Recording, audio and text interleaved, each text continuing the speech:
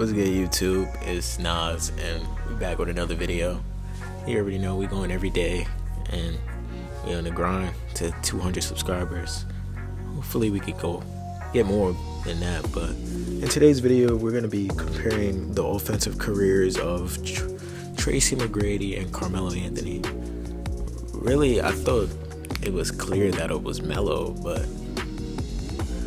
one of my friends told me that it's closer than it actually is, and today we're going to do a deep dive of a six-year stint, because Tracy Mcgrady obviously dealt with injuries, so we're going to go through his non-injury prime, and we're going to do 6 years of Melo's career from 2008 to, I believe, 2014.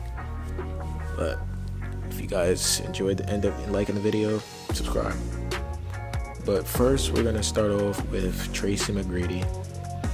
And Tracy was really, he could do everything on the floor, not just score the ball. He was a good defender. He was a bucket, basically. He could shoot the three, he could shoot the midi, he could drive to the paint, he could obviously dunk on you when he wants to. And there was a reason why it was really a competition between him and Kobe for the best shooting guard in the league. A lot of new generation NBA fans are not going to know that Tracy Mcgrady was up there with Kobe Bryant, and he actually was.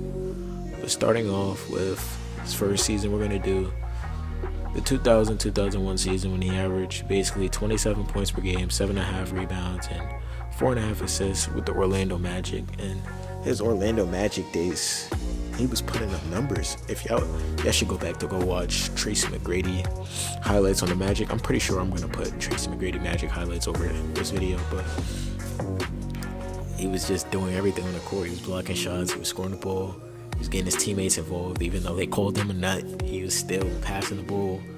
And yeah, but that was his first season after leaving the Toronto Raptors, because remember, he wanted his own team. He didn't want to be in his cousin's shadow, like Vince Carter won the dunk contest a year earlier, and Tracy thought it was just Vince's team. But imagine if Tracy Mcgrady and Vince Carter never split up. That's a crazy what if. Not a lot of people talk about that what if. But the next season we're going to do is the 2001-2002 season, when he averaged 25.5 points per game, basically 8 rebounds and 5 assists. And we're going to notice that the assist numbers continue to go up. When I talk to people about Tracy Mcgrady, they call him a ball hog, when he really was not at all based on the stats. But I guess we could watch film or do anything you want, but Tracy Mcgrady got his teammates involved. It sucks that during his peak, he never really got a ring. He never got to show why he was the best. He was one of the best players in the world. But in the 2002-2003 season, he averaged 32 points per game, 6.5 rebounds, and 5.5 assists, which was his best season by far. Numbers around the board, it shows that this was the year that they was comparing T-Mac to Kobe, and debatably, T-Mac was better than Kobe at this point. I know it's hard to believe T-Mac was better than Kobe at any point in his career, but come on, the stats don't lie. And I believe they was in the playoffs this season. They got bounced in the first round, which sucks. I think they choked the 3-1 lead, if I'm not mistaken. But, their coach was Doc Rivers, so what can you expect? And then the next season, his last season in Orlando, he averaged 28 points per game, 6 rebounds, and 5.5 assists again. Like I said, T-Mac continued to get better, even though the scoring numbers went down. He actually played less games than he did this season, so this shows when the injuries started to happen. 2004-2005 season with the Houston Rockets, he averaged 25.7 points per game, 6.2 rebounds, and basically 6 assists. And this first year in Houston, him and Yao Ming as a duo was great in the Western Conference. They never got it done. Like I said, bro, it just sucks that T-Mac doesn't have a ring, because T-Mac's one of my favorite players of all time. I like to go back and watch his highlights. His next season, he only played 47 games. He averaged 24.5 points per game, 6.5 rebounds, and basically 5 assists. And then his last season we're going to do in 2006 to 2007 season, He averaged 24.5 points per game, 5.3 rebounds, and 6.5 assists. And so that's the career.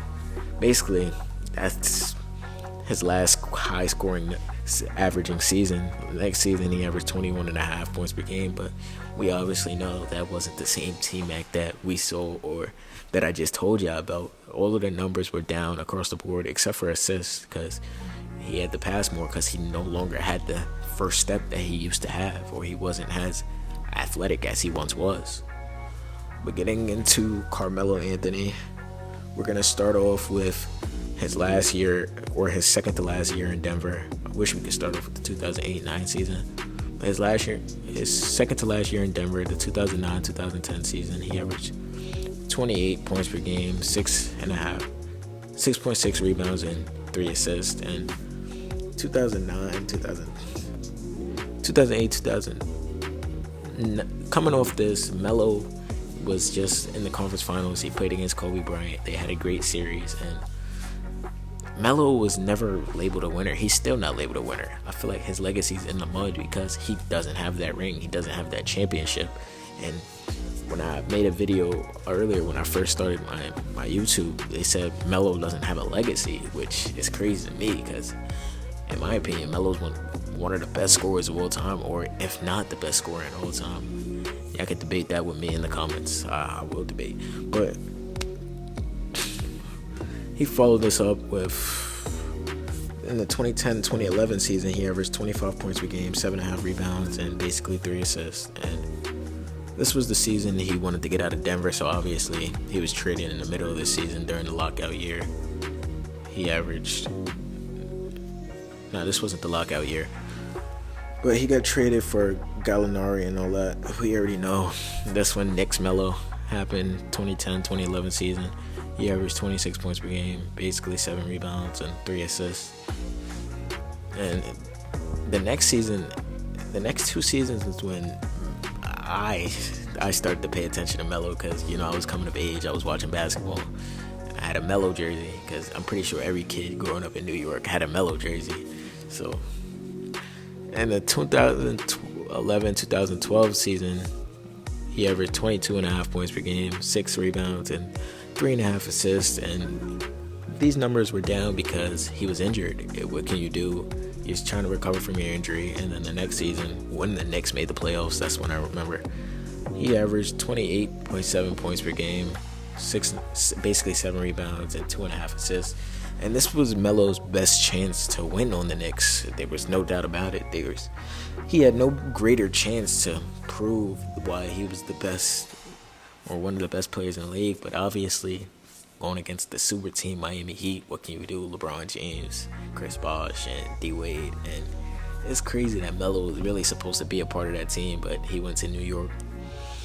Imagine if Melo was in Miami. But the last season we're going to do is the 2013-14 season. No, we're not doing, that's not the last season, but 2 more seasons. The 2013-14 season, he averaged 27.5 points per game, 8 rebounds, and 3 assists. And the Knicks were terrible this year, but this was the year he dropped 62, and we all saw that he's the franchise leader in points for the Knicks right now. Or let me say career high, but not franchise leader. I don't think he's a franchise leader, if I'm not mistaken. And then the last season we're going to do is the 2014-15 season, when he averaged 24, 6.5, and 3 assists. And both of these players are not winners, I would say, but they were elite in certain aspects of their game. But I want to know who y'all got, Melo or T-Mac.